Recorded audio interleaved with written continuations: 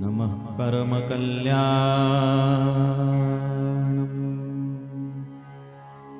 नमः परममङ्गलम् वासुदेवाय शान्ताय यदूनां पतये नमः। वसुदेवसुतं देवं कंसचाणूरमर्दनं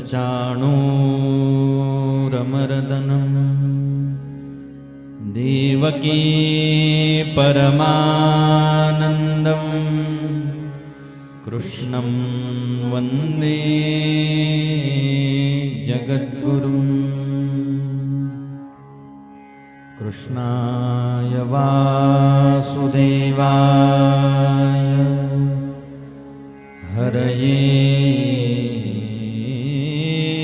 परमात्मने प्रणतक्लेशनाशाय गोविन्दाय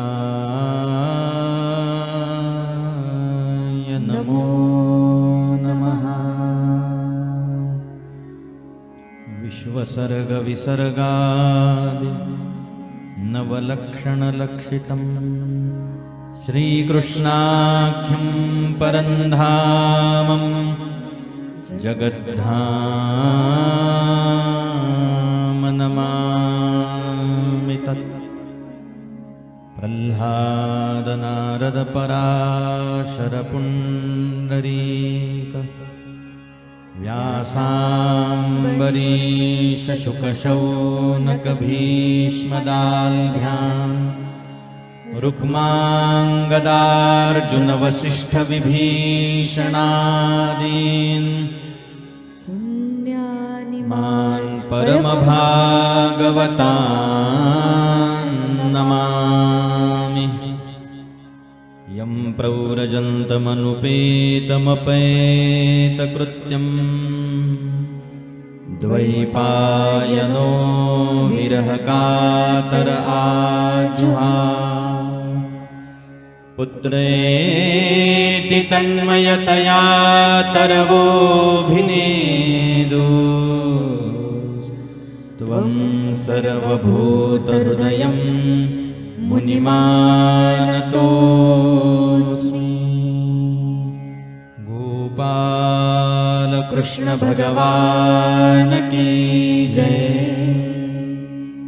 श्री शुकदेव भगवान की जय।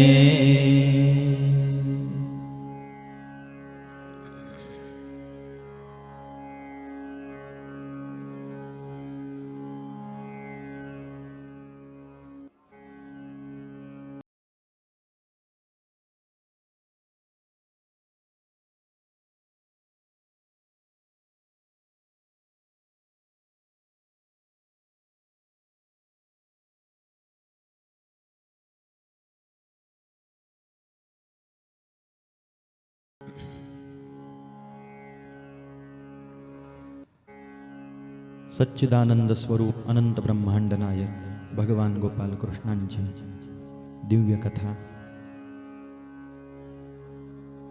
जी कथा नैमिषारण्यामध्ये सूतजी महाराज 88,000 शौनकादी ऋषींना वर्णन करून सांगत आहेत।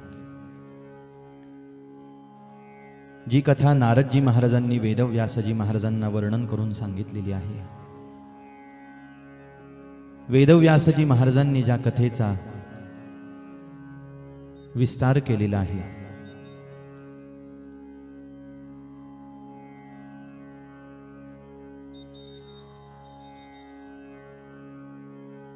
ही कथा साऱ्या माणसांच्या कानावरती पडावी अशी वेदव्यासजी महाराजांची तळमळ आहे, इच्छा आहे।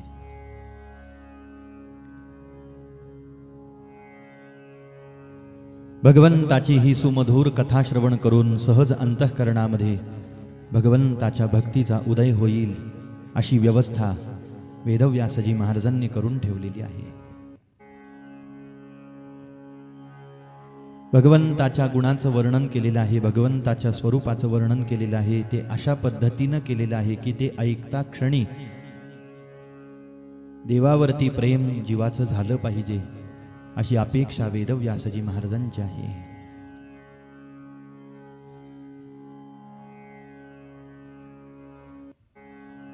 काल संध्याकाळी हरिकथेला पूर्णविराम देत असताना आपण भाव पाहिला.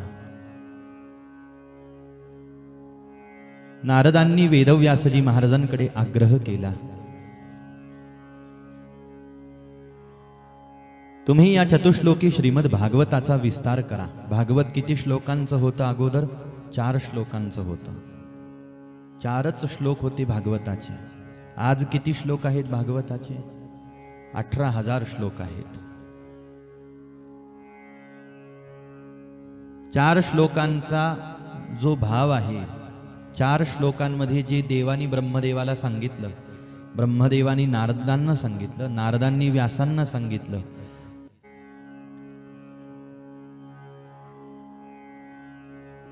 मग ते 4 श्लोक तुम्हाला मला का नाही सांगितले? कारण समझदार को इशारा काफी, अशी एक म्हण आहे. जो हुशार आहे ना, मुळात जो समजदार आहे, यालाच म्हणतात जो जाणता आहे, त्याला एखादी गोष्ट सांगायची असली ना तर ती खूप पटवून देण्याची गरज पडत नसते. पटवून द्यायचं असेल तर मोजके शब्द फक्त सांगावे लागतात. हुशार माणसाला कळून जातं, शहाण्याला कळून जातं, विद्वानाला कळून जातं, जाणत्याला कळून जातं. महाराज जाणत्याला कळतं असं म्हणत असताना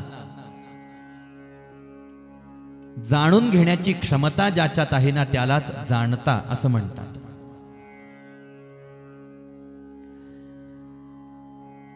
भगवंतानी आपल्या स्वरूपाचं ज्ञान ब्रह्मदेवांना सृष्टीच्या प्रारंभामध्ये दिलेलं आहे. ब्रह्मदेवांना 4 श्लोकामध्ये भगवंताचं बोलणं कळून गेलं. ब्रह्मदेवानी नारदांना ते 4 श्लोक सांगितले, नारदांना ब्रह्मदेवांचं बोलणं कळून गेलं. नारदांनी व्यासांना सांगितले, व्यासांना त्या 4 श्लोकांमध्ये काय भगवत तत्व काय आहे ते व्यासांना चटकन कळालं.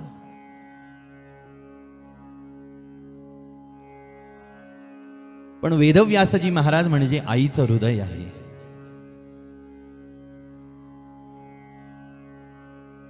वेदव्यासजी महाराज, मला 4 श्लोक कळाले, बस मला देव भेटला, आता काय पाहिजे अजून दुसरं? इथं वेदव्यासजी महाराज थांबणारे नाहीत. वेदव्यासजी महाराजांनी जो देव पाहिला, वेदव्यासजी महाराजांनी जो देव स्वतःत साठवला, तो देव वेदव्यासजी महाराजांना तुम्हाला मला दाखवायचा आहे. जो देव गुरु महाराजांनी त्यांच्या हृदयात साठवला, तो देव तुम्हाला मला आपल्या ओटीत टाकायचा आहे, द्यायचा आहे. ही वेदव्यासजी महाराजांची उदारता साऱ्या जीवांसाठीची आहे. जीव कसे आहेत? जीव भ्रमामध्ये आहेत, जीव अज्ञानामध्ये आहेत.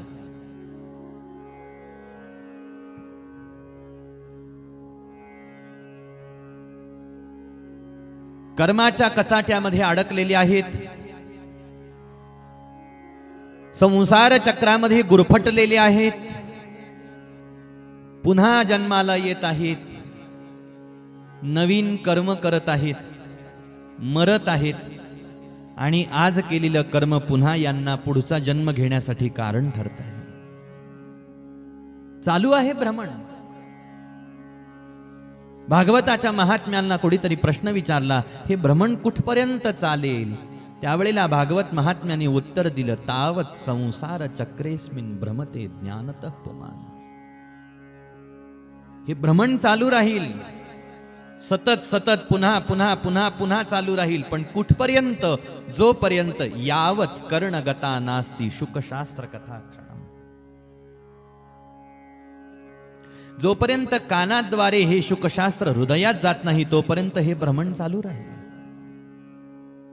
शुकशास्त्र श्रवण किती करायचं? शुकशास्त्र कथा क्षणम, एक क्षण. एक क्षण हे शुकशास्त्र एखाद्याने ऐकलं तर त्याच्या हृदयावरती होणारा प्रभाव असा आहे की तो प्रभाव या जगामध्ये इतर अन्य कोणत्याही साधनाने होत नाही.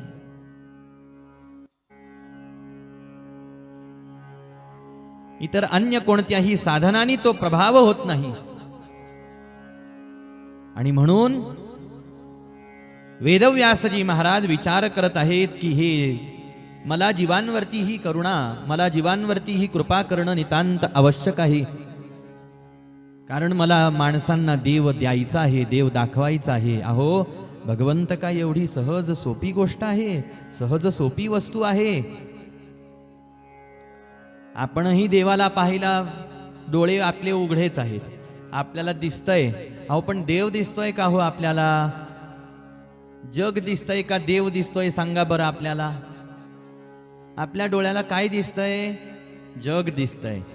देव दिसतोय का? नाही दिसत. मग नाही दिसत याचा अर्थ देव नाही का? देव नाही का? आहे ना, पण दिसतो का? नाही दिसत. याला दोन कारण असण्याची शक्यता आहे. एक तर आपण त्याला पाहतच नाही म्हणून तो दिसत नाही. दुसरं कारण असं आहे, तो आहे, आपण त्याला पाहायला गेलो एखाद्या वेळेला तरी तो दिसत नाही. का? कारण तो झाकलेला आहे. बरं आता तो त्यांनी स्वतःला झाकून ठेवलंय का आपणच आपल्या डोळ्यावरती झाकणपट्टी टाकलेली आहे? असे पुन्हा प्रश्न उभे राहतात. मग तो लपून राहिलाय का तो उघडा आहे पण आपल्याला दिसत नाही? आता किती अडचणीचे प्रश्न आहेत बरं हे. मला वाटत नाही माझ्याकडून सुटतील हो.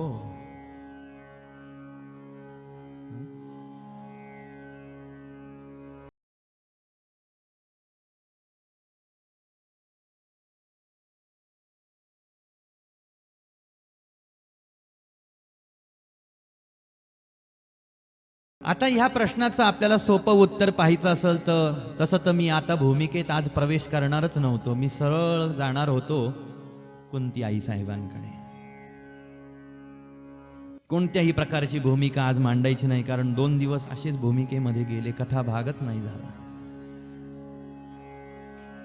पण ते देवानी भूमिका दिली आणि त्या भूमिकेचं उत्तर कुंती आई साहेब देतात, तू आहे ना?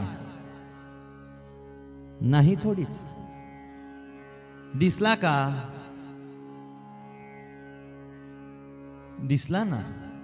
ओळखायला आला का? नाही ना ओळखायला आला. का नाही ओळखायला आला? याचे दोन्ही कारण कुंती आई साहेबांनी सांगितले. एक, तू कशी लीला करतो आणि आम्ही कशी आहोत. जसा एखादा नट नाटक करतो आणि आम्ही त्या नटाला तेच समजतो. त्यांनी भिकाऱ्याचं नाटक केलं, आम्हाला असं वाटतं अरे हा भिकारी आहे, हा राजा आहे. आम्ही हे विसरून जातो की हा एक नट आहे, तो फक्त नाटक करतोय. आणि हेच आमचा हा भ्रम आहे, ही आमची भ्रमाची अवस्था आहे आणि ही आमच्या डोळ्यावर असलेला हा मायेचा पडदा आहे. आई साहेब म्हणतात, माया जवनिकाच्छन्न मज्ञाधोक्षजमौव्ययम्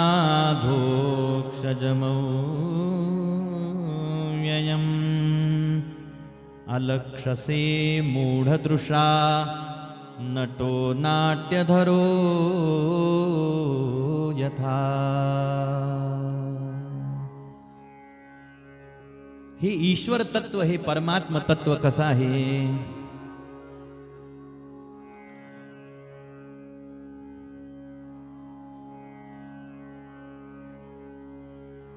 आणि त्यावेळेला ते आमच्या डोळ्यासमोर असतं. त्यावेळेला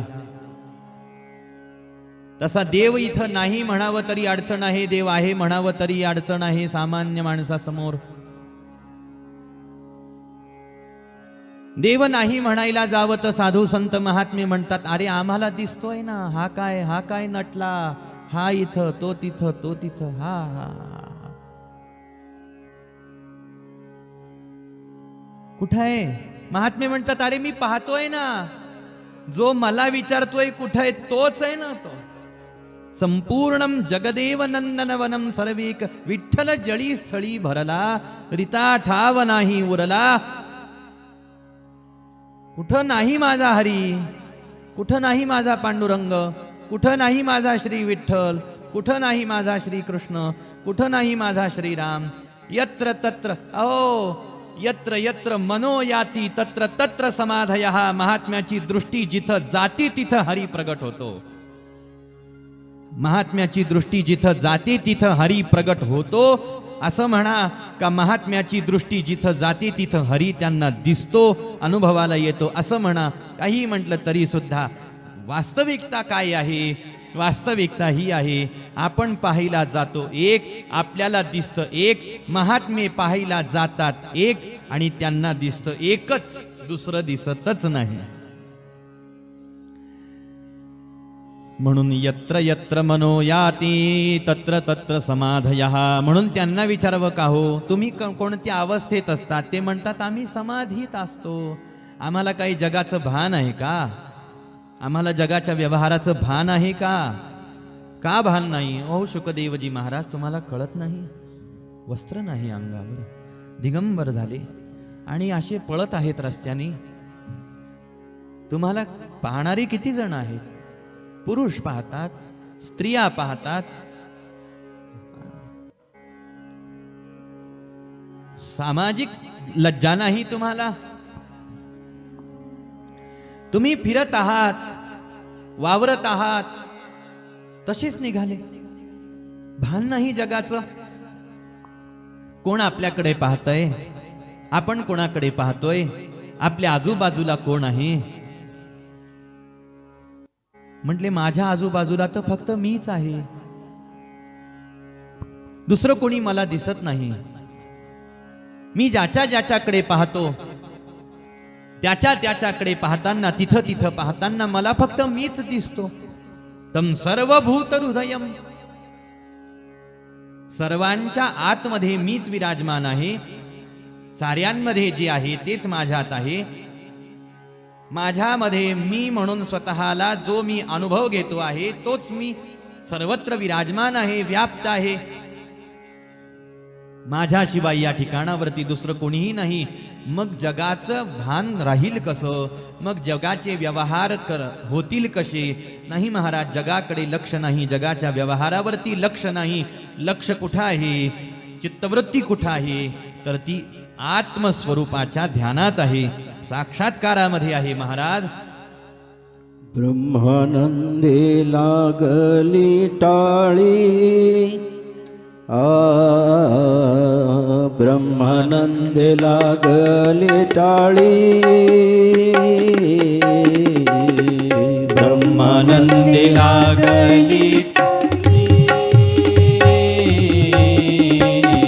ब्रह्मानंदे लागली टाळी, ब्रह्मानंदे लागली टाळी, ब्रह्मानंदे लागली टाळी, ब्रह्मानंदे लागली टाळी, ब्रह्मानंदे लागली टाळी. कोण देहाते सांभाळी, कोण देहाते सांभाळी, ब्रह्मानंद लागली टाळी,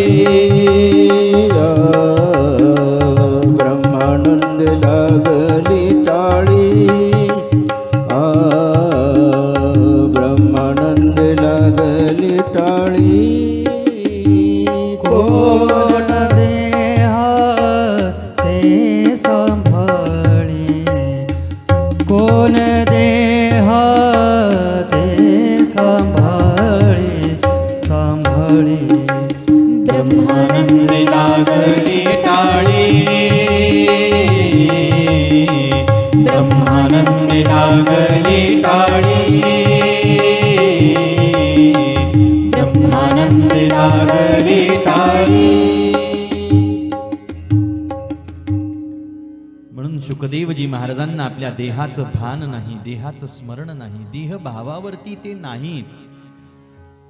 याला कारण चित्तवृत्ती जी आहे ती देहाकार नाही राहिली, ती ब्रह्माकार झालेली आहे. ब्रह्माकार ज्याची चित्तवृत्ती झालेली आहे, महाराज अशा महात्म्यांना विचारा, तुम्हाला दिसतोय का देव? ते म्हणतात हो. कुठं आहे देव? म्हटले कुठं नाही देव, सगळीकडे भगवंत आहेत. आणि म्हणून ते जिथं जिथं पाहतील तिथं तिथं ते हरीला पाहतात. हरीला पाहत असणाऱ्याला, जो हरीला पाहतोय महाराज, हरी डोळ्याला दिसणं म्हणजेच समाधी लागणं आहे ना. आणि जिथं जिथं त्यांचं मन जाईल, जिथं जिथं त्यांची दृष्टी जाईल, तिथं तिथं भगवत साक्षात्कार महात्म्यांना प्राप्त होतो. म्हणजे ते म्हणतात जग नाही आणि आहे तरी सुद्धा माझा देवच आहे म्हटले, अशी त्यांची दृष्टी असते. याचा अर्थ त्यांना देव दिसतो. आणि तुम्ही मी देव पाहायला गेलो तर पुन्हा प्रश्नावर पहिल्या येऊ आपण, देव नाही का? आहे. दिसतो का? नाही दिसत. आपल्याला अडचण आहे की नाही ही आपल्या समोर. मग मला सांगा आता, आपल्याला देव दिसला पाहिजे का न दिसलेला बरा आहे? सांगा बरं कसं करायचं. म्हणजे देव नाही दिसत आपल्याला तर बरं आहे, मग नाही दिसत तर आता बाकीचं तर दिसतं ना. देव नाही दिसत तर काय झालं बा? बाकीचं दिसतंय ना सगळं. आणि त्या आपल्या दिसण्यामध्ये, त्या पाहण्यातून आपले सगळे व्यवहार कर्म चाललेत. आपले देहधर्म देह कर्म करणं आपलं सगळं चाललंय ना. देव काही आपल्याला दिसत नाही म्हणून काही 2 घास कमी चाललेत का आपल्याला? असं काही होतंय का हो आपल्याला? नाही होत आपल्याला. पण झालं पाहिजे. देव आपल्याला दिसला पाहिजे. मला देवाला पाहायचं आहे अशी आपली तळमळ मनामध्ये उत्पन्न झाली पाहिजे, जागी झाली पाहिजे. होईल कशी? ज्या वेळेला आपल्याला कळतं हे जग कसं आहे आणि या जगाच्या तुलनेमध्ये जगाचा मालक कसा आहे, हे ज्या वेळेला कळतं त्यावेळेला देवाकडे चित्तवृत्ती खेचली जाते.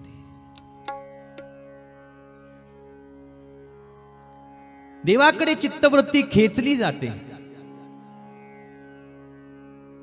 कारण असं आहे की आजपर्यंत आपली चित्तवृत्ती ज्या ज्या पदार्थामध्ये अडकलेली आहे, ज्या ज्या वस्तू व्यक्तीमध्ये अडकलेली आहे, याला कारण जीवाच्या अंतःकरणामध्ये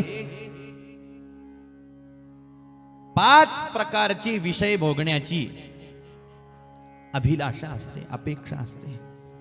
याच्यामध्ये पहिला विषय आहे शब्द, दुसरा विषय आहे स्पर्श, तिसरा विषय आहे रूप, चौथा विषय आहे रस आणि 5वा विषय आहे गंध. आपण सकाळी उठल्यापासून रात्री झोपेपर्यंत ह्या 5 विषयांना भोगण्याचा प्रयत्न करतो. शब्द भोगतो आपण, आपल्याला बोलावं वाटतं, आपल्याला ऐकावं वाटतं. स्पर्श विषय भोगतो आपण, म्हणजे आपल्याला स्पर्श प्रिय आहे.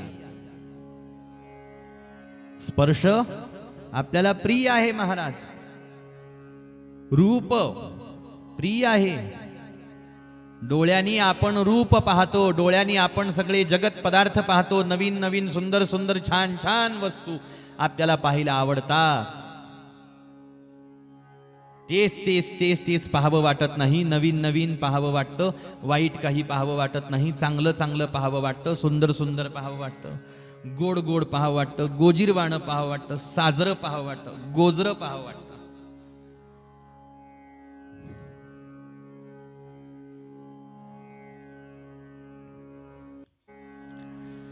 असं साजरं गोजरं भगवंताचं रूप संतांनी पाहिलं आणि ते श्रीमुख पाहून डोळ्याला सुख झालं. लोचन काय झाले? पाहता लोचन सुखावले.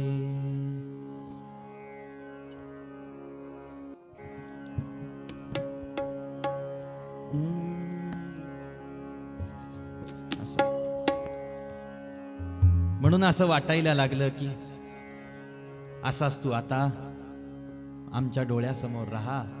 आता दृष्टी पुढे ऐसा चेतुरा है आता दृष्टी पुढे ऐसा चेतुरा है आता दृष्टी पुढे ऐसा चेतुरा है आता दृष्टी पुढे ऐसा चेतुरा है आवडे हे रूप गोजिर सगुण आवडे हे रूप गोजिर सगुण आवडे हे रूप गोजिरे सगुण आवडे हे रूप गोजिरे सगुण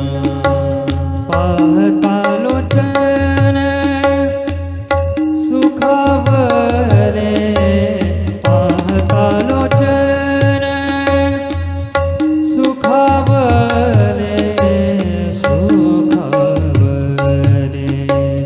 आता दृष्टी पुढे ऐसा चेतुरा है आता दृष्टी पुढे ऐसा चेतुरा है आता दृष्टी पुढे ऐसा चेतुरा है जो मी तुझ पाहे पांडुरंगा जो मी तुझ पाहे पांडुरंगा पांडुरंगा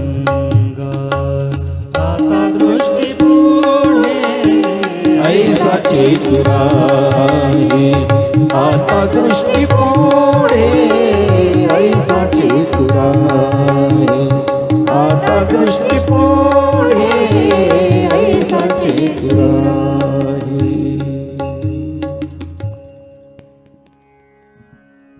परंतु संतांना कळालं चांगलं जरी पाहावं वाटतं साजरं जरी पाहावं वाटतं गोजरं जरी पाहावं वाटतं पण चांगलं पाहण्याजोगं आहे काय आणि आहे कोण साजरा कोण आहे गोजिरं कोण आहे या जगामध्ये हे त्यांनी जाणलं त्यांनी ओळखलं आणि जो खरा चांगला आहे ना त्याच्याकडेच पाहिलं आपण पाहून हे चांगलं आहे असं म्हणतो मुळात वाईट असलं तरी आपल्या आपल्या मान्यता आहे महाराज जाणीवेतलं बोलणं वेगळं जाणीवेतून पाहणं वेगळं जाणीवेतून सगळं करणं वेगळं आणि अजाणतेपणातलं पाहणं वेगळं मग ते पाहण्याजोगं नसलं तरी त्याला पाहून आपण चांगलंच म्हणतो पाहिल्यानंतर हे चांगलं आहे असं नाही संतांनी म्हटलं जे चांगलं आहे ना या ब्रह्मांडातलं त्याच्याकडेच त्यांनी पाहिलं आणि त्यालाच देव म्हणतात आपल्याला देव पाहायचा आहे पंचविषयांचा भोग जीव घेतो अखंड महाराज हे माहीत आहे परंतु अशा ह्या जीवाला रसाची अखंड आवड आहे विषय रसाची अखंड आवड आहे हे तर देवालाही माहीत आहे हे तर व्यासांनाही कळालं म्हणून भगवंताचं सगुण चरित्र साकार करत असताना सगुण चरित्र लिहित असताना ते अशा पद्धतीनं वेदव्यासजी महाराजांनी लिहिलं ग्रथित केलं की कोणत्याही प्रकारच्या विषयाची आवड असणाऱ्याला देवाचं चरित्र ऐकून आपोआप देव आवडला पाहिजे असं भगवंताचं चरित्र आणि सगळे रस एका बाजूला आहे आणि हरिचरित्राचा रस एका बाजूला आहे महाराज कृष्ण चरित्राचा रस एका बाजूला आहे कृष्ण चरित्राचा रस गोड आहे किंवा कृष्ण चरित्रात रस आहे असं म्हणण्याच्या ऐवजी श्रुतीनं एका वाक्यात सांगितलं की कृष्णच रस आहे रसरूप आहे रसराज आहे रसो वै सहा म्हणून देव आपल्याला पाहायला जरी आता कधी इच्छा होत नाही इच्छा झाली तरी डोळ्यांनी दिसत नाही अशा वेळेला तो भगवंत डोळ्यासमोर आणायचा कसा येईल कसा त्याच्याकडे चित्तवृत्ती खेचली कशी जाईल आकर्षित कशी होईल आणि मग त्यावेळेला संशोधन असं झालं महाराजांचं की महाराजांनी ग्रंथ लिहिला, भागवत लिहिलं, पण हे भागवत लिहित असताना अशा पद्धतीनं लिहिलं आणि असं लिहिलं की ज्या देवाच्या लीला चरित्र ऐकता क्षणी परमात्मा श्री हरी हृदयात प्रगट होतोच जीवाचा. नाही म्हटले पण व्हायला आम्हाला कुठं देवाला पाहायची इच्छा झाली. ऐकू ना देवाला, देवाला ऐकलं की देवाला पाहायची इच्छा होते आणि पाहायची इच्छा झाली ज्याला त्याच्या हृदयात तो प्रगट होतो. किती वेळ लागतो देव प्रगट व्हायला त्याचंही उत्तर द्या, म्हणजे आम्हाला कळल किती वाट पाहायची.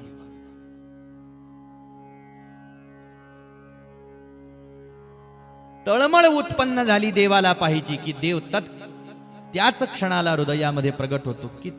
किती वेळ लागतो देवाला हृदयात प्रगट व्हायला.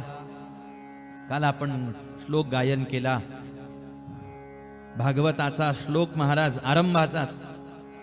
श्रीमद भागवते महामुनी कृते किंवा परैरीश्वर सद्यो हृद्यवरुध्यतेत्र कृतिभिः शुश्रूषुभिस्तत्क्षणा.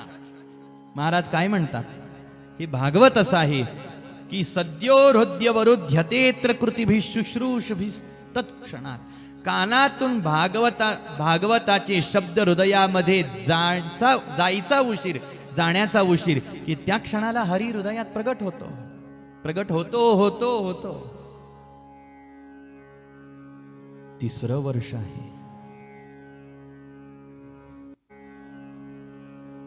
आपण असं फाडून पाहायचं का? कारण असा तर काही दिसत नाहीये. डोळे बंद केले तरी दिसत नाही. ते म्हणतात शुश्रूषुभिः तत्क्षणात तत्क्षणात तत्क्षणात. हा तत्क्षण कुठे आहे? पण शुकदेवजी महाराजांची अवस्था पुन्हा एक वेळेला कालच्या भागात पाहू, डोकावून थोडस.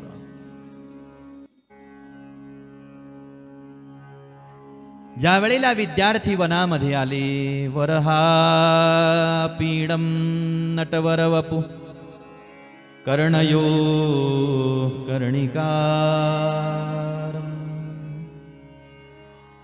विभरद्वासः कनककपीशं वैजयन्तीं च मालां रन्ध्रान् वेणोरधरसुधया पूरयन् गोपवृन्दैः वृन्दारण्यं स्वपदरमणं प्राविशद्गीतकीर्तिः.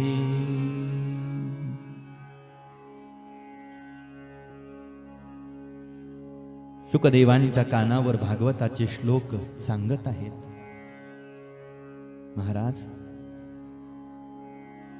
आमचे परमात्मा भगवान गोपाल कृष्ण ज्यांनी पिवळा पितांबर आपल्या अंगावर धारण केलेला आहे, परिधान केलेला आहे,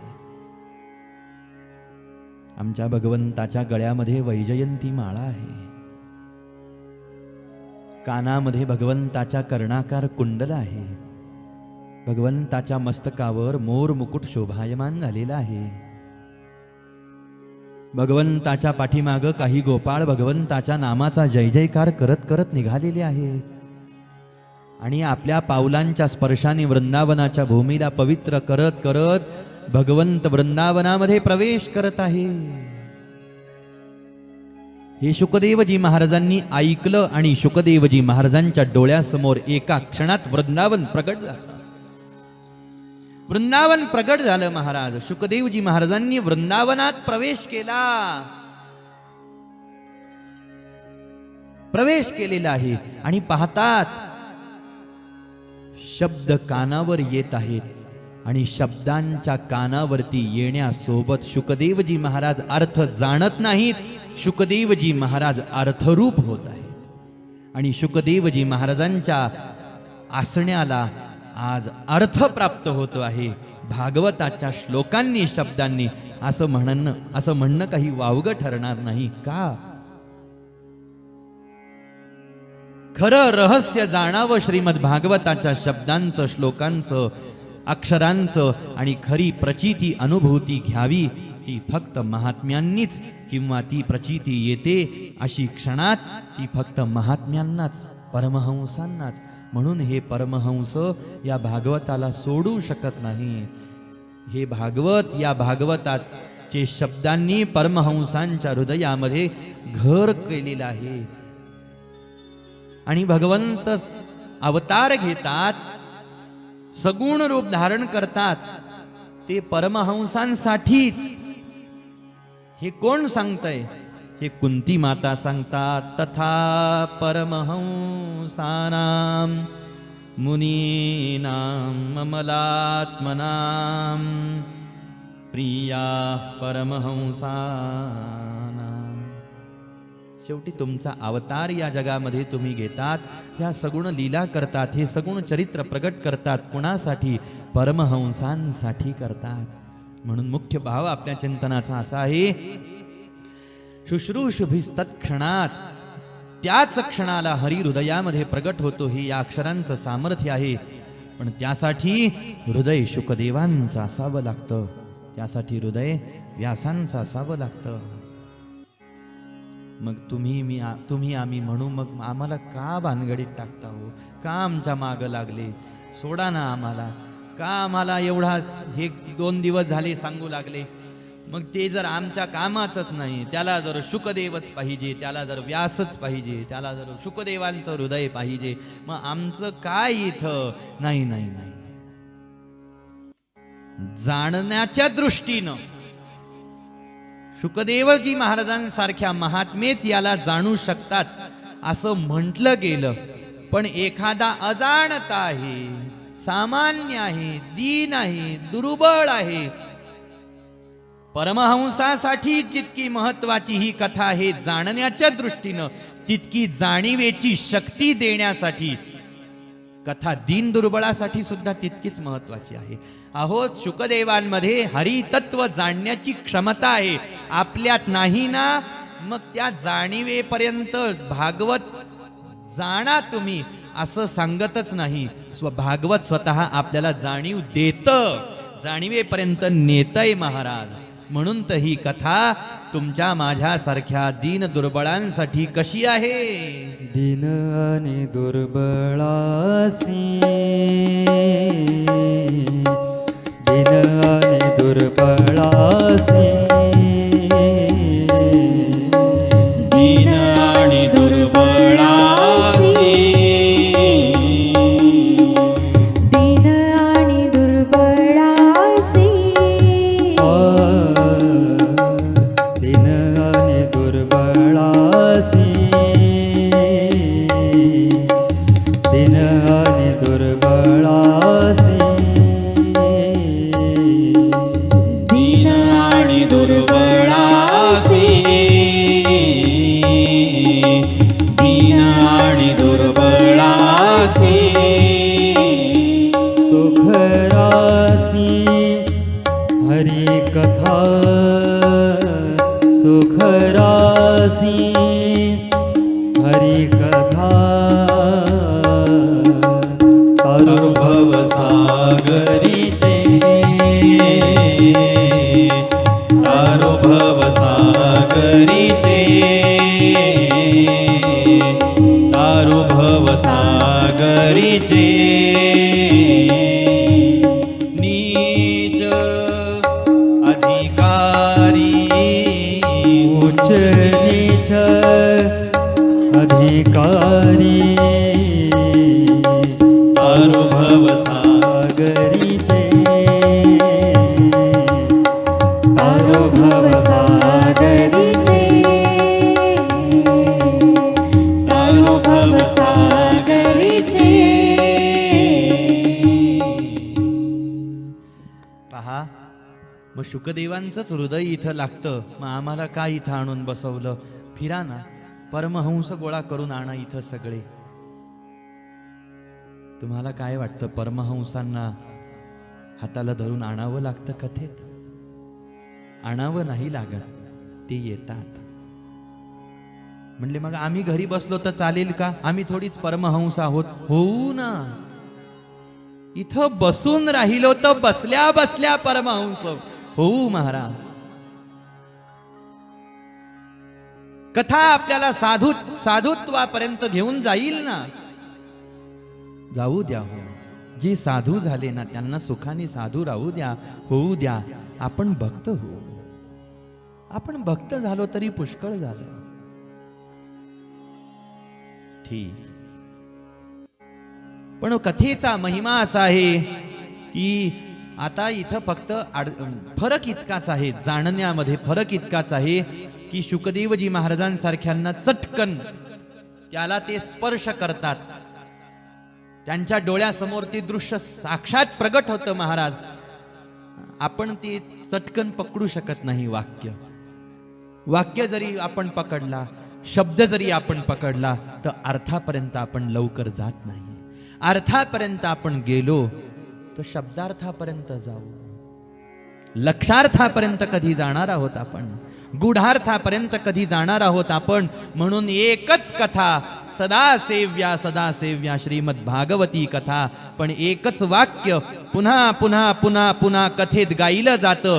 पुन्हा पुन्हा पुन्हा पुन्हा एकच वाक्य कथेत ऐकलं जातं. पण ते पुन्हा पुन्हा यामुळं काय ऐकायचं याचं काल वेगळं उत्तर पाहिलं, आज दुसरं उत्तर पाहू. ते उत्तर काय आहे?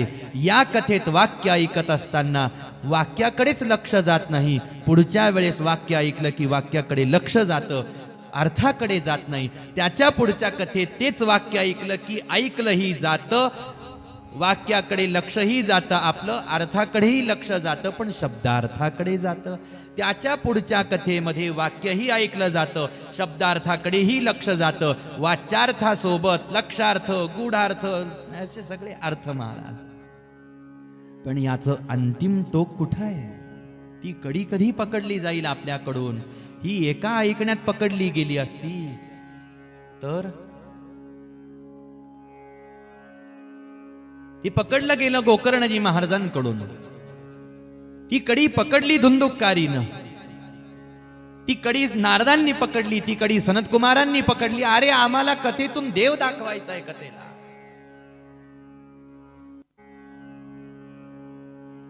भागवताला आम्हाला भागवताच्या माध्यमातून देव दाखवायचा आहे, देव द्यायचा आहे.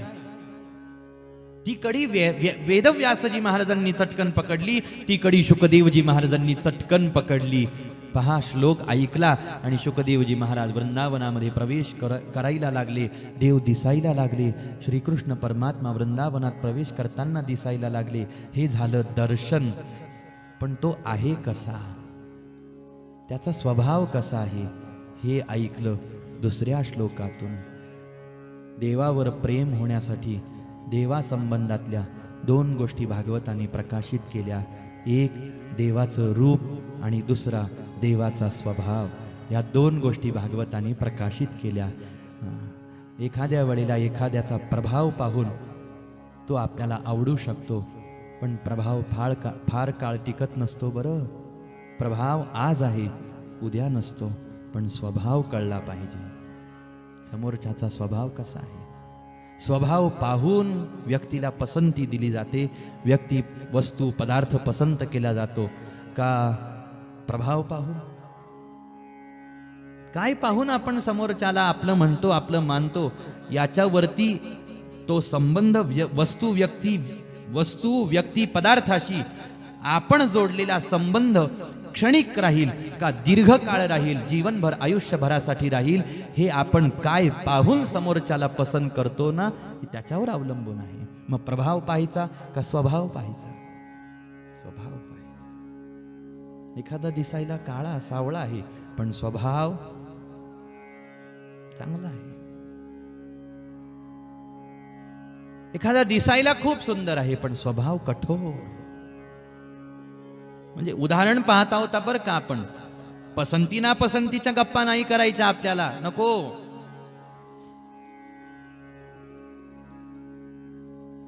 उदाहरण म्हणून पाहत आहोत आपण.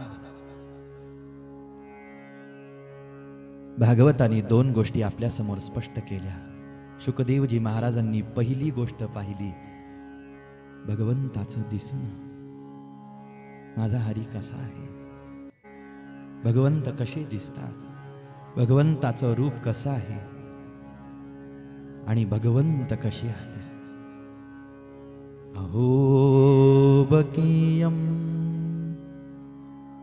स्तनकालकूटम्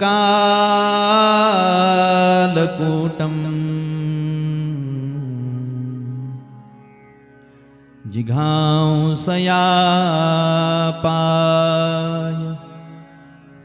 यदप्यसाध्वी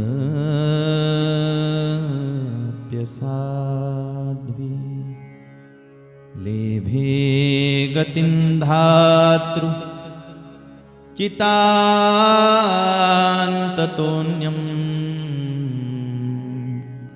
कं वा दयालुं शरणं व्रजे.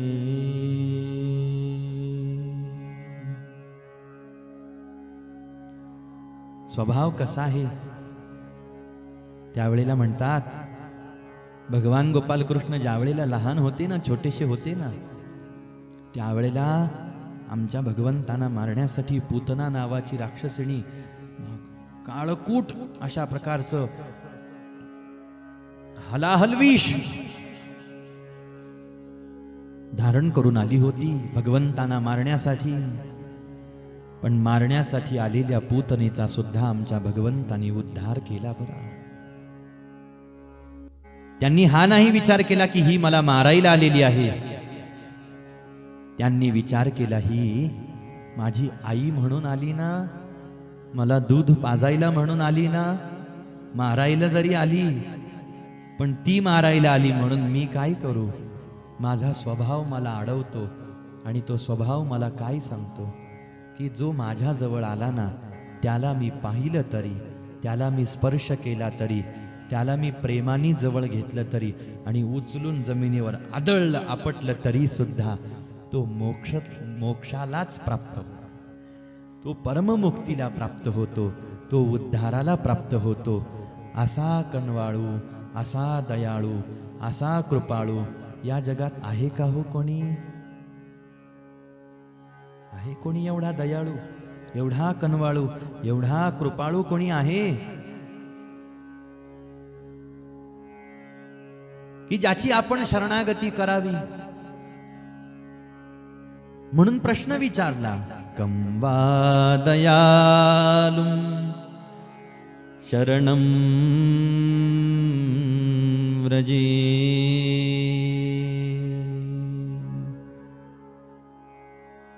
हा भगवंत कसा आहे, या भगवंताची उदारता कशी आहे. हा परम उदार आहे म्हणतात, परम दयाळू, परम कनवाळू, परम कृपाळू आहे. तुझे अवदार्य जाणो पा स्वतंत्र, देता न म्हणसी पात्रा पात्र. कैवल्या ऐसे पवित्र, वैरियाही दिधले. ही उदारता भगवंताची कशी आहे, हे औदार्य भगवंताचं कसं आहे. देवाला मारायला बरेच राक्षस आले, बरेच असुर आले, काही समोर नाही आले, पण माघारी देवाचा खूप तिरस्कार केला. बरं, त्यांनी माघारी देवाला खूप नावं ठेवले, देवाला आपल्या खूप शिव्या दिल्या. हा असा कृष्ण तसा, राम असा राम तसा, असं खूप देवाबद्दल वाईट वक्त बोलले. याचाच अर्थ देवाशी कोणी मित्रता केली आणि कोणी शत्रुत्व केलं भगवंताशी. काय केलं? भगवंताशी कोणी शत्रुत्व केलेलं आहे आणि भगवंताशी कोणी मित्रत्व केलेलं आहे. आपल्याला असं वाटू शकतं, जो देवाची भक्ती करतो, मित्रत्वाने देवाची भक्ती करतो, देवाला आपला मानतो, सखा मानतो, सोयरा मानतो, सखा सोयरा मानून देवाची शरणागती एखादा करणारा एक आणि देवासमोर न झुकणारा एक, हा देवाचा शत्रू. नाही नाही नाही नाही, मी झुकणार नाही त्याच्या समोर. आणि काय महाराज हिम्मत यांची, घाबरले नाही हे. आपण छोट्या छोट्या देवांना कसे घाबरतो चटकन. पाहिलं पण नमस्कार नाही केला ना, आता धरतीलच पहा. त्याच्यापेक्षा पाहिलं, समोर गेले, नमस्कार करायचा. असे काही देव असतात ना.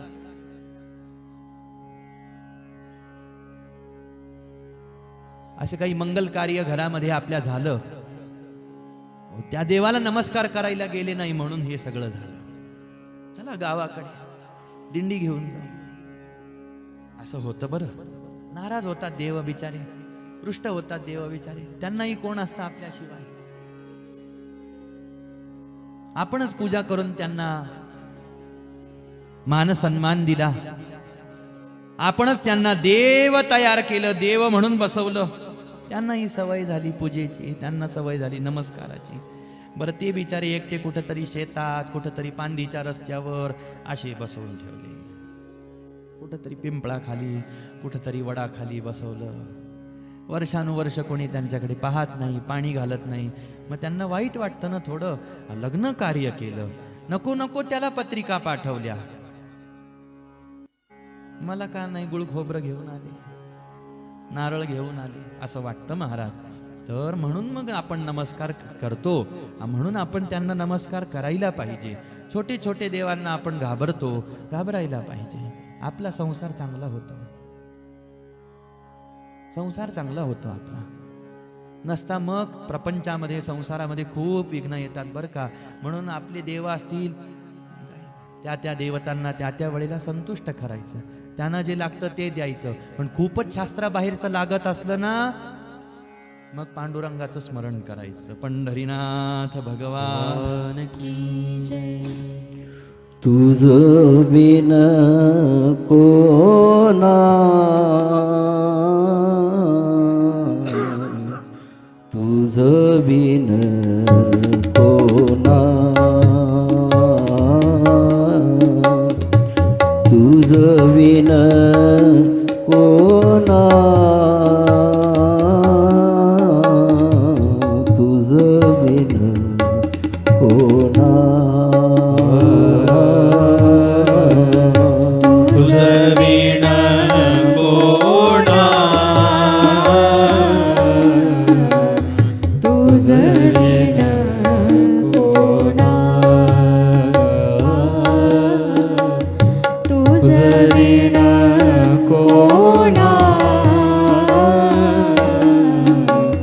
तुझ विण कोणा. हरी तुझ बिन कोना रे, तुझ बिन कोना, तुझ बिन कोना, हरी तुझ बिन कोना. तुझ विण कोणा, तुझ विण कोणा, तुझ विण कोणा, तुझ विण कोणा. शरण जाऊ नारायणा, शरण जाऊ नारायणा, शरण जाऊ नारायणा, शरण जाऊ नारायणा, शरण जाऊ नारायणा. ऐसा बिन देखे कोणी, ऐसा बिन देखे कोणी, ऐसा बिन देखे कोणी, ऐसा विण देखे कोणी. शरण जाऊ नारायणा, शरण जाऊ नारायणा, शरण जाऊ नारायणा, शरण जाऊ नारायणा. ऐसा न देखे मी कोणी,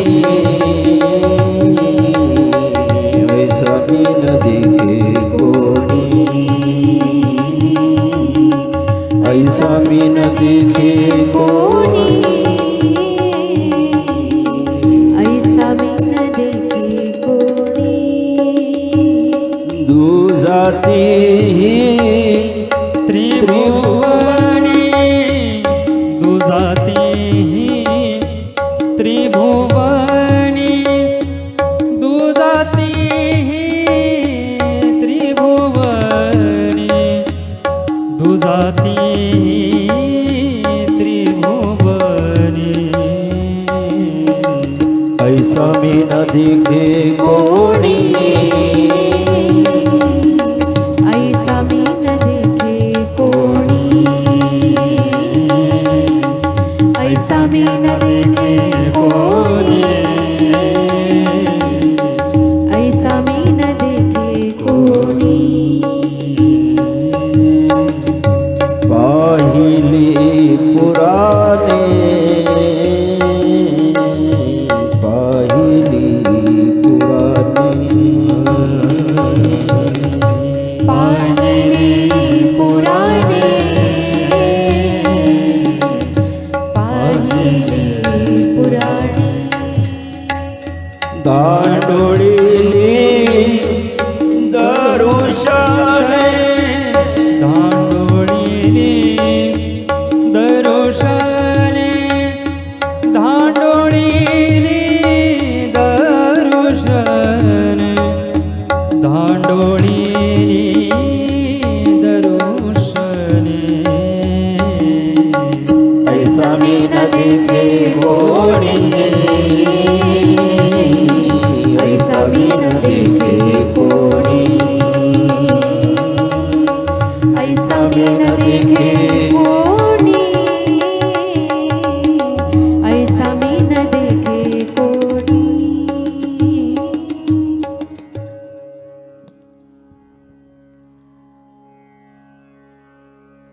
म्हणून अशा काही देवता असतात महाराज ज्यांची भीती आपल्याला वाटते. आपण छोट्या छोट्या देवांसमोर शरणागत होतो, वागतो.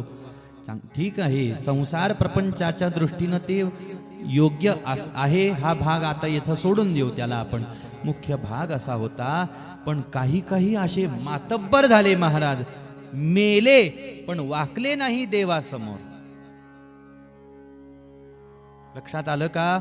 मेले महाराज, मरण पावले पण वाकले नाही. तर आपल्यापेक्षा मातब्बरच होते ते. अरे मी साक्षात श्रीहरी तुझ्या समोर उभा आहे. एक नाही ना, दोन नाही ना, चांगले 4 हात घेऊन उभा आहे. रिकामे हात होत. देवाचे हात काही रिकामे नाही महाराज. देवाचे हात भगवती भगवंताचे हात रिकामेच नाही महाराज. 1 नाही, 2 नाही, 6 8 महाराज.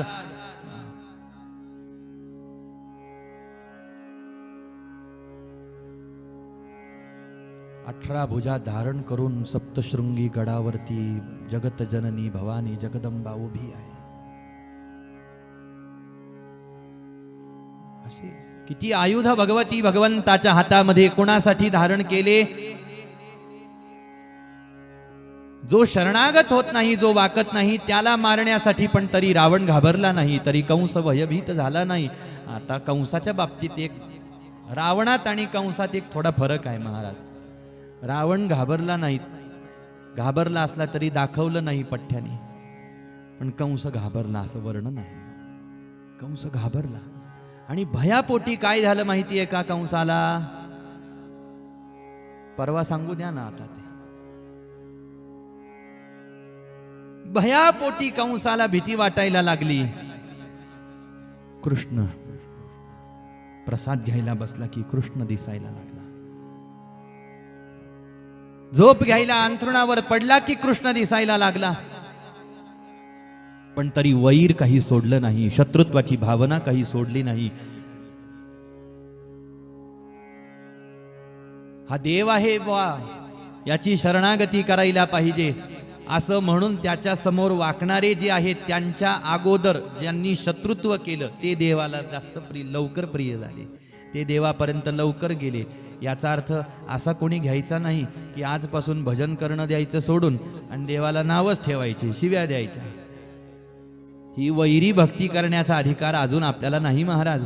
भक्तीच्या प्रकारांमध्ये एक भक्ती सांगितली, वैरी भक्ती. ही वैरी भक्ती रावण, कुंभकर्ण, कंसासारख्या, शिशुपाल, दंतवक्त्रासारख्या असुरांनी केली आणि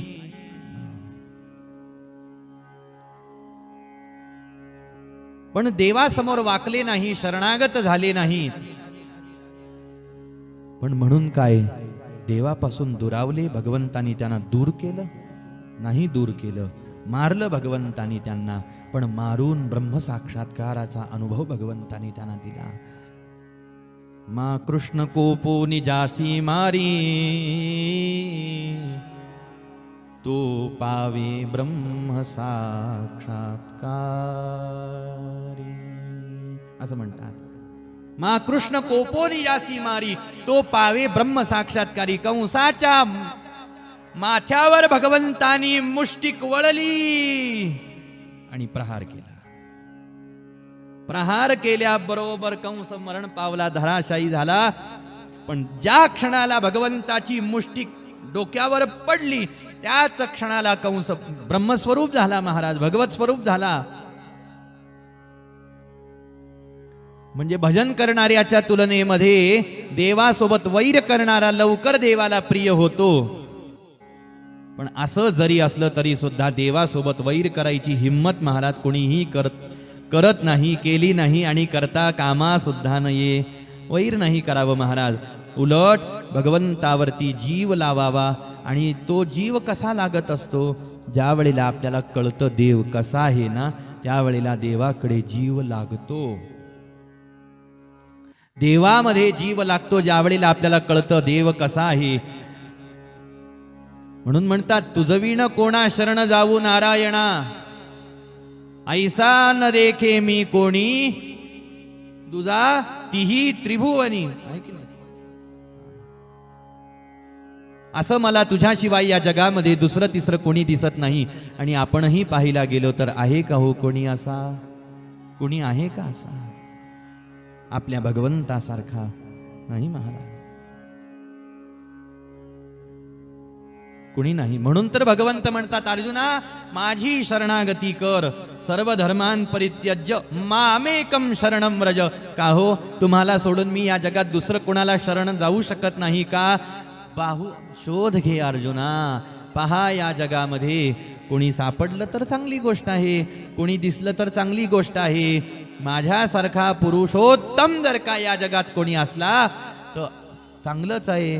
म्हणजे मलाही कळेल की इथं मी एकटा नाही, इथं तो पण आहे. कोणीतरी दुसरा जर तुला भेटला तर मला सांग त्याचा पत्ता, शोध घे म्हटले.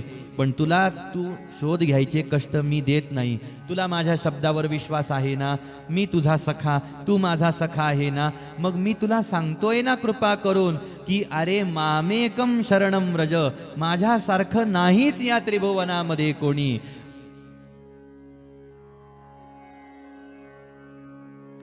दैवी हेषा गुणमयी मम माया दुरत्यया, मामेव ये प्रपद्यन्ते मायामेतांतरन्ति ते. माझी शरणागती जर का तू केली अर्जुना तर काय होतं? माझी शरणागती करणाऱ्यांसाठी मी त्याला सहज या माया सागरातून, भवसागरातून पैल तीराला घेऊन जातो म्हणतात. म्हणूनच या जगामध्ये या लागी शरणागता शरण्यो मीच एकू, असं भगवंत म्हणतात. या लागी शरणागता शरण्यो मीच एकू. म्हणून अर्जुना तू मला शरणागत हो. आणि असे फक्त भगवंत आहेत, असे फक्त आपले परमात्मा आहेत, ज्यांना आपण श्रीराम म्हणा तरी स्वभाव तोच, रूप फक्त बदलतंय महाराज, आतमधून देव तोच आहे. तो राम होऊन आला तरी त्याचा स्वभाव बदलत नाही, तो कृष्ण होऊन आला तरी त्याचा स्वभाव बदलत नाही, आणि तो श्री हरी विठ्ठल पांडुरंग होऊन उभा राहिला तरी त्याचा स्वभाव बदलत नाही. आणि अशा त्या देवाकडे आपली चित्तवृत्ती खेचली गेली पाहिजे. इतर देवतांकडे विषय आला म्हणून मुख्य भाग तो नाही आपला, पण प्रार्थना केली महाराजांनी, आणिक देवता निघे माझे चित्त, आणिक देवता, ह्या बाकीच्या देवता माझं चित्त खेचून घेऊ नये, निघे माझे चित्त.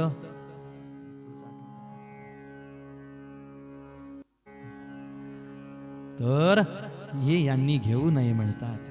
माझं चित्त कुणाकडे जावं, कुणी चोरावं माझं चित्त. पहा आपल्याला ऐकायचं आहे. गोपिकांना असं वाटत होतं कृष्णांनी यावं आणि खूप माठं फोडावेत आमच्या घरचे, खूप दह्यादुधाची नासधूस करावी आमच्या घरची आणि खूप त्रस्त करावं आम्हाला. राग येत नव्हता का गोपिकांना?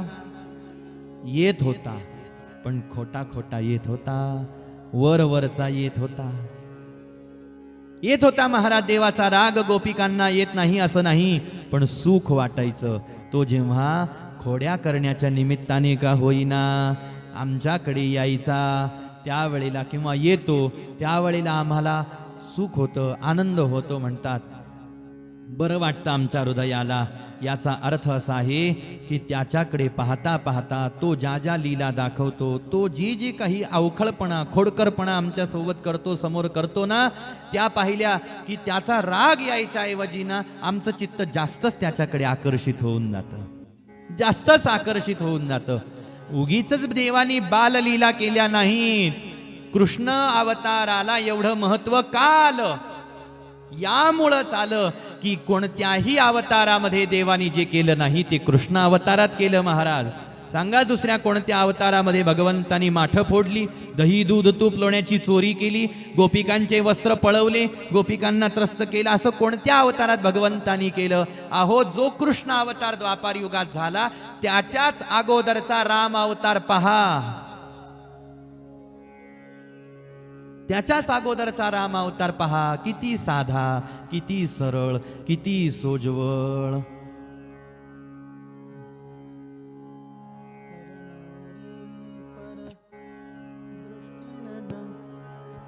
पर नारी पर दृष्टि न डाली, ऐसी तुम्हारी प्रकृति निराली.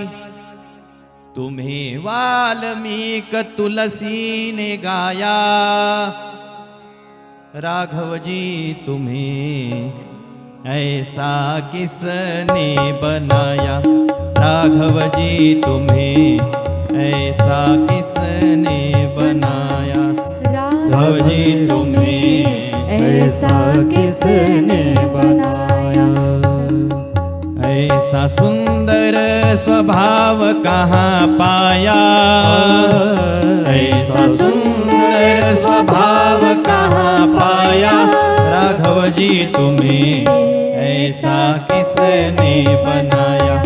राघव जी तुम्हें ऐसा किसने बनाया. राघव जी तुम्हें ऐसा किसने बनाया. अवगुण देख के क्रोधन आता. अवगुण देख के क्रोधन आता. भक्तों को देख के प्रेम न समाता. भक्तों को देख के प्रेम न समाता. धन्य कौशलाजु जिसने तुम्हें जाया. धन्य कौशलाजु जिसने तुम्हें जाया. राघव जी तुम्हें ऐसा किसने बनाया. राघव जी तुम्हें ऐसा किसने बनाया. राघव जी तुम्हें ऐसा किसने बनाया. अपने किए का अभिमान न तुमको. अपने किए का अभिमान न तुमको. निज जन का सम्मान है तुमको. निज जन का सम्मान है तुमको. तुम्हें राम भद्राचार्य अति भाया. तुम्ही राम भद्राचार्य अति भाया, राघवजी तुम्हें ऐसा किसने बनाया, राघवजी तुम्हें ऐसा किसने बनाया, राघवजी तुम्हें ऐसा किसने बनाया। ऐसा सुंदर स्वभाव कहाँ पाया, ऐसा सुंदर स्वभाव कहाँ पाया, राघवजी तुम्हें ऐसा किसने बनाया, राघवजी तुम्हें ऐसा किसने बनाया, राघवजी तुम्हें ऐसा किसने बनाया। प्रभू राम चरित्राकडे जर का आपण पाहिलं, राम अवताराकडे जर का आपण पाहिलं, तर प्रभू रामचंद्रांसारखं कोणीच नाही या त्रिभुवनामध्ये. जगण्याच्या दृष्टीनं, आचरणाच्या दृष्टीनं, प्रवृत्ती धर्म परिपालनाच्या दृष्टीनं एकच व्यक्तिमत्व या ब्रह्मांडामध्ये साधू संत शास्त्र ग्रंथाच्या डोळ्यासमोर उभं राहतं, आणि ते व्यक्तिमत्व म्हणजे श्री रामचंद्र आहेत. दुसरं व्यक्तिमत्व कोणाला असं सापडलं नाही महाराज. माणसांसाठी आदर्श म्हटलं, प्रवृत्ती धर्म म्हटला, जगावं कसं म्हटलं की हे व्यक्तिमत्व. आणि कसा स्वभाव आहे महाराज भगवंताचा. अवगुण देख के क्रोधन आता. एखादा अवगुणी पाहिला समोर तरी भगवंताला राग येत नाही त्याचा. महात्म्यांनी रामायणामध्ये असं वर्णन केलं, ज्यावेळेला रावण युद्ध करायला आला ना, रावणाला पाहून प्रभूच्या मनात रागच आला नाही. हा रावण, अहो आपल्या धर्मपत्नीला पळवून नेणाऱ्याला पाहिलं, पळवून न्यायचा विषय जाऊ देत, आपल्या धर्मपत्नीकडं वाकड्या नजरेनं पाहणारा आपल्याला दिसला तर प्रभू रामचंद्रांनी रावण समोर आला महाराज प्रभू रामचंद्रांच्या, पण प्रभू रामचंद्रांना राग आला नाही, क्रोध आला नाही. रामराय पाहत उभे होते, कारुण्य कृपा दृष्टीनं पाहत होते. मग कोणी असं म्हणल त्यांचं प्रेम नसल सीतेवर, त्यांना वाटलं असेल पळवून नेलं तर नेलं, मग त्यात काय आता. अहो प्रेम, आता मागं पुन्हा जायला लावू नका मला की सीताई साहेबांच्या विरहामध्ये प्रभू रामरायाची अवस्था.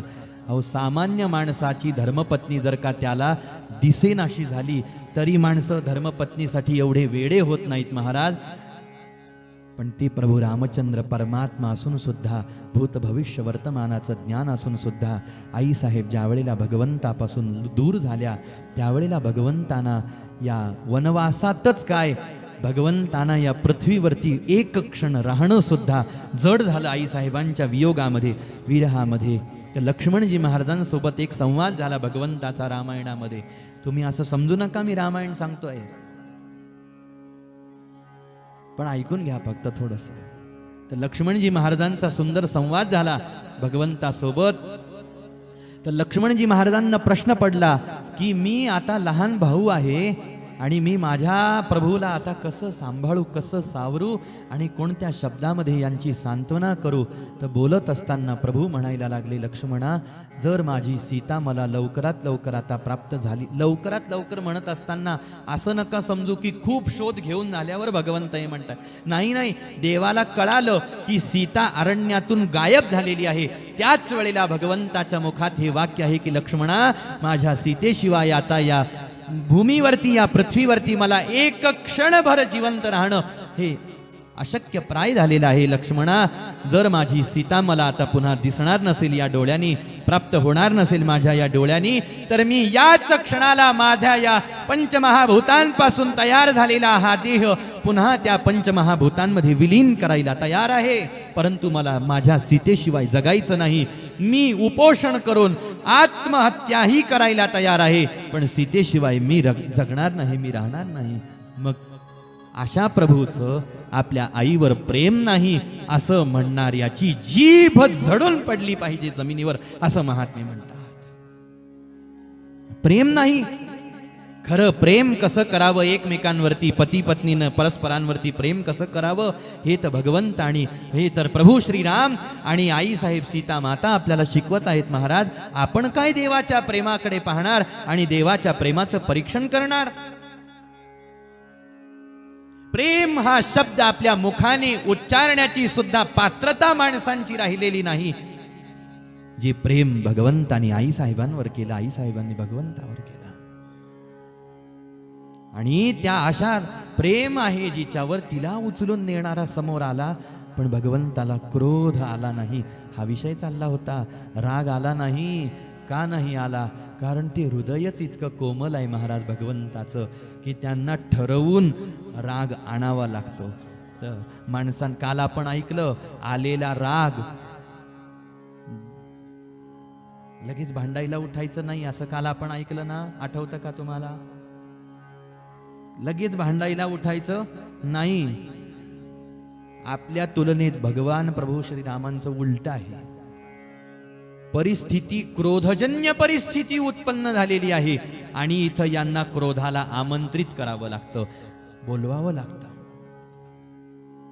तर भक्त म्हणायला लागले, सगळे म्हणायला लागले, अहो देवा, तुम्ही क्रोधाला तुमच्यामध्ये बोलवा, आमंत्रित करा. कारण क्रोध आल्याशिवाय कसं युद्ध होईल? युद्ध झालं नाही तर रावण कसा मरेल?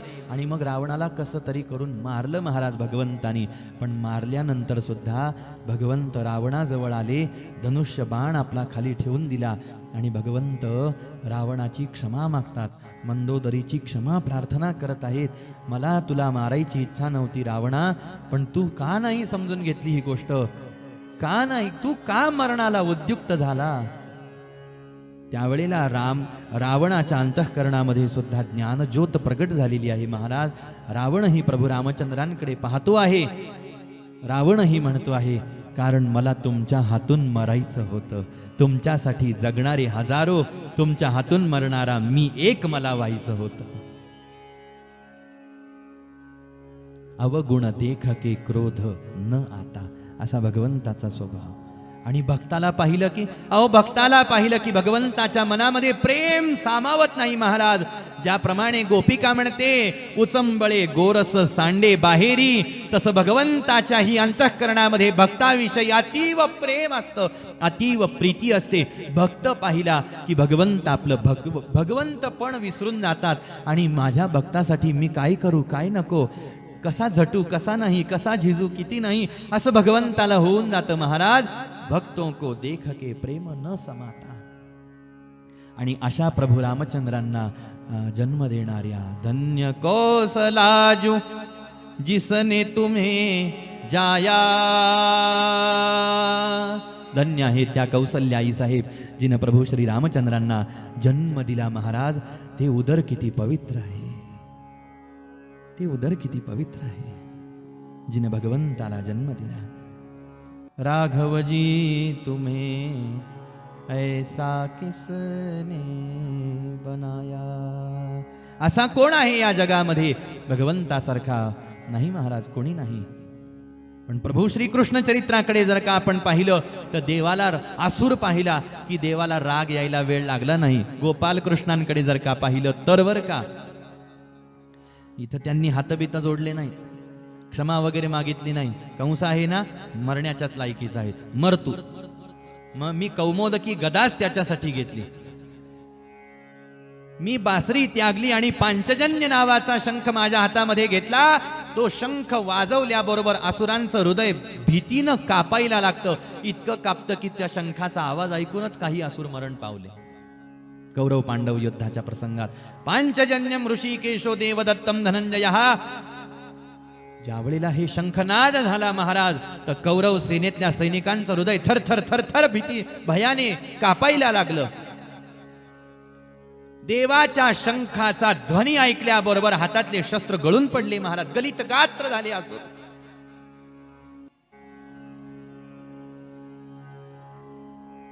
आणि भगवंताचं ते रूप पाहिलं. पितामह भीष्माचार्यांनी ज्या वेळेला भीष्माचार्यांवरती राग आलेल्या भगवंतांनी जमिनीवर पडलेल्या रथाचं चाक पाहिलं, आपल्या हातामध्ये उचललं आणि गेले महाराज भीष्माचार्यांच्या अंगावरती टाकायला. भीष्माचार्य पाहत आहेत, हिमालयासारखे उभे आहेत, थोडेही हल्ले नाही पितामह भीष्माचार्य. भीष्म पण केला खरा धनुर्धरा रक्षिले. यातून 2 गोष्टी भगवंतानी सिद्ध केल्या. पहिली गोष्ट सिद्ध केली, माझ्या भक्ताचा पण मी खरा करतो. दुसरी गोष्ट, आपला राग सिद्ध केला. असं भगवन मारलं महाराज भगवंतानी. पण भगवान गोपाल कृष्णांचं मारणं जरी दिसत असलं तरी सुद्धा मा कृष्ण कोपोनी जासी मारी, तो पावे ब्रह्म साक्षात्कारी. म्हणून भगवंत म्हणतात, या लागी शरणागता शरण्य मी जी एकू गोपाल कृष्ण भगवान. अशा शुकदेवजी महाराजांनी ते तत्व जाणलं 2 श्लोकांच्या माध्यमातून. म्हणून देव आपलासा कधी वाटतो आपल्याला, ज्या वेळेला आपण देवाला जाणतो त्यावेळेला. भगवंत किती करतात भक्तांसाठी, किती झटतात महाराज भगवंत भक्तासाठी. हे आता पांडवांच्या चरित्रापासून ते आपल्या साधू संतांच्या चरित्रापर्यंत आपण पाहत पाहत पाहत पाहत जर का आलो तर आपल्याला कळेल, अहो ज्यांना आपण आपलं म्हणतो ते जेवढं आपल्यासाठी करत नाहीत ना, तेवढं भगवंत भक्तासाठी करत असतात. तितकं करतात महाराज. काय करायचं बाकी ठेवलं भगवंतानी भक्तासाठीच? काहीच करायचं बाकी ठेवलं नाही. सगळं केलं महाराज. प्रत्येक भक्ताचं काही ना काहीतरी काही ना काहीतरी काही ना काहीतरी केलं.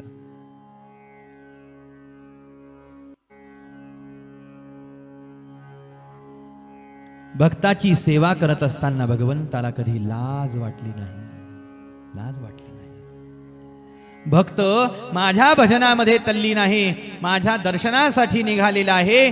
परंतु ज्या वेळेला भक्त माझ्या भजनात तल्लीन आहे, पण काहीतरी अडथळा अडचण संकट माझ्या भक्ताच्या परिवारावरती आलेला आहे, त्यावेळेला भगवंतानी भक्ताच्या परिवाराचा सांभाळ केला ना, रक्षण केलं महाराज. काय नाही केलं भगवंतानी भक्तासाठी असं म्हणत असताना हो, जनाबाईसाठी भगवंत दळण दळायला आले, रानशेण्या वेचायला रानामध्ये गेले. सावता बाबांसाठी भगवंत मळ्यामध्ये त्या ठिकाणी गेलेले आहेत. खुरपू लागले, ढोरं ओढले महाराज. सेना महाराजांसाठी भगवंत बादशाची दाढी करायला गेलेले, कटिंग करायला गेले महाराज. तिथं गेले की नाही? बाळांपण सुद्धा केलं हो आपल्या देवानी. काय करायचं बाकी ठेवलं? बाळांपण करावं. देवासारख्या देवानी बाळांतपण करावीत, बाळांपण करत फिरावं.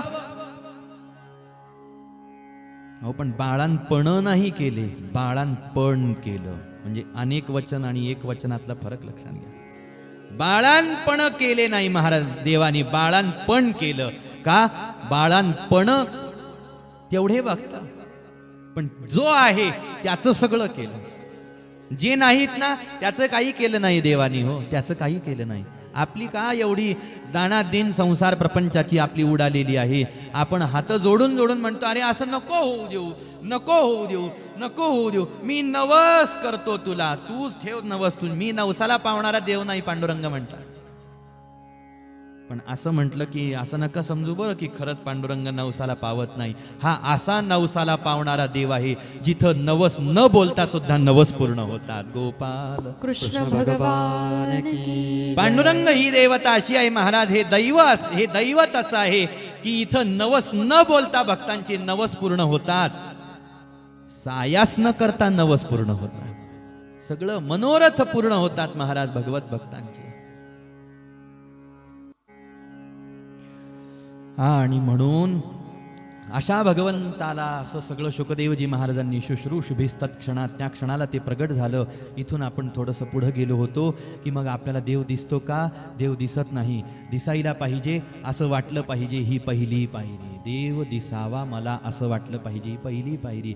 असं कधी वाटायला लागतं? ज्या वेळेला देवाबद्दल आपण ऐकतो. नेमकं या जगामध्ये जे दिसतंय आणि जे आहे त्याचं वास्तविक स्वरूप ज्ञानच आपल्याला ग्रंथ साधू सद्गुरूकडून भेटत असतं. जगत कसं आहे? जगत ब्रह्म सत्यम जगन मिथ्या जीवो ब्रह्मैवनापरहा. श्रुती शास्त्र ग्रंथ पुराणांपर्यंत संत ग्रंथांपर्यंत हा उपदेश येऊन पोहोचलेला आहे की जगत कसं आहे.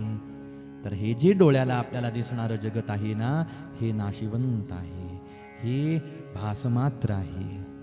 हा सगळा मायेचा खेळ आहे, प्रपंच आहे महाराज. मग सत्य काय आहे? सत्य तू सत्य तू सत्य तू विठोबा. सार काय आहे? सार सार सार विठोबा नाम तुझे सार. बस मग याला सोडून सत्य या जगामध्ये काही नाही, कोणी नाही. सार या जगामध्ये या नामाला सोडून दुसरं काही नाही आणि कोणी नाही महाराज. हा झाला आता आपल्याला भेदानी हे सगळं समजावून सांगितलं. हे असं आहे, हे तसं आहे. ज्याच्यात विष आहे ते खायचं का ज्याच्यात विष नाही ते खायचं? पंचपक्वान्नच वाढलेत महाराज दोन्ही ताटात, पण एका ताटात हलाहल विष टाकलेलं आहे.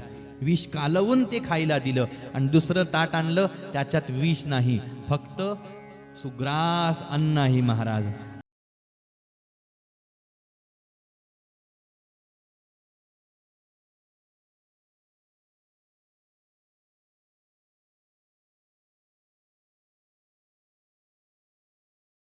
ह्या माध्यमातून हे समजावून सांगितलं की हे असं आहे, हे तसं आहे. आता काय करायचं ते तुम्ही पहा, ते तुम्ही ठरवा. विवेक देण्याचं काम साधू संत ग्रंथ करतात. विवेकाचा आश्रय आपण घ्यायचा आणि आपण त्या दृष्टीनं चालायचं महाराज, पथिक व्हायचं. देवाच्या भक्तीच्या वाटेवरून चालणारा आपण वाटसरू व्हायचा, चालायचं त्या वाटेवरून. बाकी विवेक देण्याचं काम साधू संत ग्रंथांनी हे अखंड केलं, समजावून सांगितलं. हा जगत नावाचा पदार्थ असा आहे, देव नावाचा पदार्थ असा आहे. हे ज्या वेळेला कळतं त्यावेळेला देवाविषयी उत्पन्न होते आवड मनात. म्हणजे नसलेली आवड कथाच उत्पन्न करते आणि दिसत नसलेला देव सुद्धा कथा प्रत्यक्ष दाखवायला लागते. इथून आजच्या चिंतनाला सुरुवात झालेली होती. आणि असा देव या दीन दुर्बळ असणाऱ्या तुमच्या माझ्यासारख्या जीवांना कसा प्राप्त होईल, तर तो कथेच्या शब्दांच्या माध्यमातूनच प्राप्त होईल. म्हणून वेदव्यासजी महाराजांनी त्याची रचना करत असताना अशा पद्धतीनं केली की ही कथा ऐकल्याबरोबर हरिस्वरूपाचा अनुभव, हरिदर्शनाचा अनुभव आपल्याला प्राप्त झाल्याशिवाय राहत नसतो. आणि असा हा अनुभव भगवत भक्तांना प्राप्त झालेला आहे. असेच भगवंताचे भगवत भक्त म्हणजे पांडव आहेत, जे अखंड भगवंताच्या भक्तीमध्ये तल्लीन आहेत.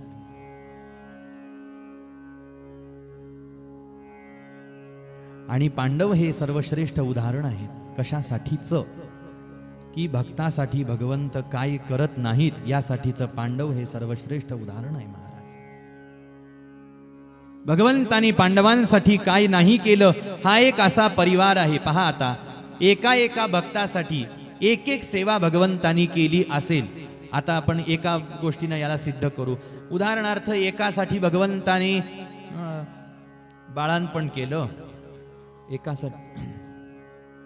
एकासाठी भगवंतानी ढोरं ओढली, खुरपलं महाराज. एकासाठी अजून काय, एकासाठी अजून काय, एकासाठी अजून काय, असं प्रत्येक वेगवेगळ्या भक्तासाठी एक एक लीला, एक एक सेवा एका एका भक्ताची भगवंतानी केली. पण सगळ्या सेवा एकाच भक्ताच्या घरात, एकाच भक्त परिवारामध्ये भगवंतानी सगळ्या सेवा केल्या आणि तो परिवार म्हणजे पांडव परिवार. इथं सगळ्या सेवा भगवंतानी केल्या. उष्ट्या पत्रावळी उचलण्यापासून सगळ्या सेवा केल्या. असं हे पांडवांच्या चरित्राचं वैशिष्ट्य आहे. आणि याकडे शुकदेव, याकडे सूतजी महाराज यामुळं वळत आहेत. कारण या पांडवांच्या वंशामध्येच शुकदेवजी महाराजांना पाहिजे असा श्रोता जन्माला आलेला आहे, राजे परीक्षित. कारण शुकदेवजी महाराजांना कथा वर्णन करून सांगायची आहे. गुरु महाराजांनी सांगितलं, हे आता कथामृत तू साऱ्यांना दान कर. 5 म्हटले शुका, जे पिऊन, जे नामामृत, जे कथामृत पिऊन मी तृप्त झालो, जे नामामृत, जे कथामृत पिऊन तू तृप्त झालास शुका, हे नामामृत, हे कथामृत आता तू साऱ्या जगाला, जीवाला 5 म्हटले. आणि याच्या माध्यमातून आपोआपच रसरूप परमात्मा त्यांच्या हृदयात जाऊन पोहोचल्याशिवाय राहणार नाही. म्हणून शुका तू एक कर. बूटी हरि के नाम की सबको पिला के पी, बूटी हरि के नाम की सबको पिला के पी, बूटी हरि के नाम की सबको पिला के पी। पीने की तमन्ना है तो खुद को मिटा के पी, बूटी हरि के नाम की सबको पिला के पी। बूटी हरि के नाम की सबको पिला के पी, बूटी हरि के नाम की सबको पिला के पी। बूटी हरि के नाम की सबको पिला के पी, बूटी हरि के नाम की सबको पिला के पी। बूटी हरि के नाम की सबको पिला के पी, बूटी हरि के नाम की सबको पिला के पी। बूटी हरि के नाम की सबको पिला के पी। बूटी हरि के नाम की सबको पिला के पी, बूटी हरि के नाम। ब्रह्मा ने चारों वेदों की पुस्तक बना के पी, ब्रह्मा ने चारों वेदों की पुस्तक बना के पी। शिव जी ने अपने शीश पर गंगा चढ़ा के पी, शिव जी ने अपने शीश पर गंगा चढ़ा के पी। पृथ्वी का भार शेष ने सिर पर उठा के पी, पृथ्वी का भार शेष ने सिर पर उठा के पी। बूटी हरि के नाम नाम की सबको पिला के पी, बूटी हरि के नाम की सबको पिला के पी। बाली ने चोट बाण की सीने पे खा के पी, बाली ने चोट बाण की सीने पे खा के पी।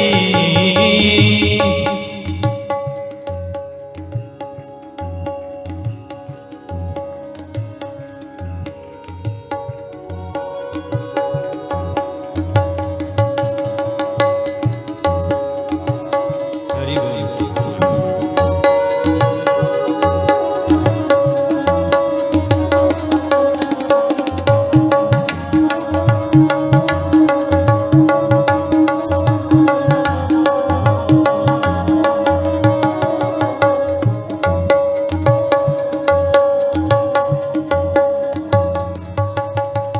बाली ने चोट बाण की सीने पे खा के पी, बाली ने चोट बाण की सीने पे खा के पी।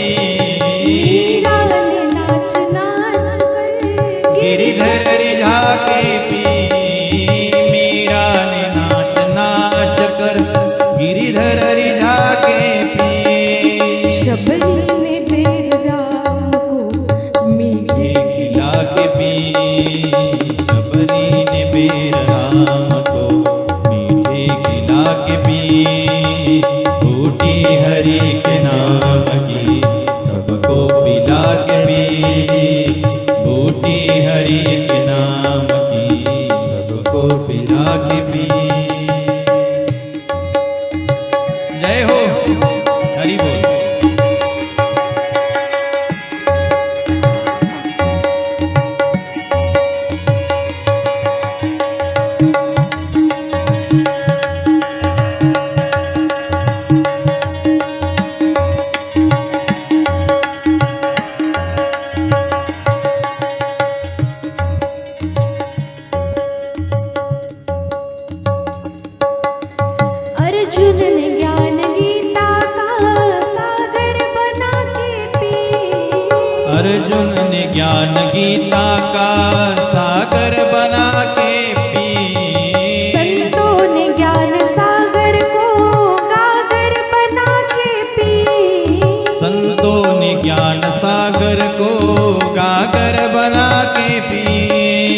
भक्तों ने गुरु की पग रज मस्तक चढ़ा के पी।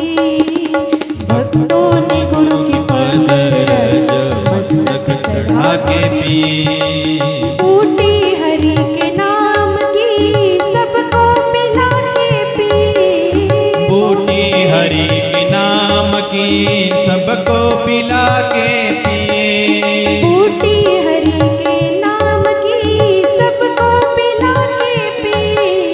बूटी हरि के नाम की सबको पिला के पी पीने की तमन्ना है तो खुद को मिटा के पी। पीने की तमन्ना है तो खुद को मिटा के पी बूटी हरि के नाम की सबको पिला के पी। बूटी हरि के नाम की सबको पिला के पी।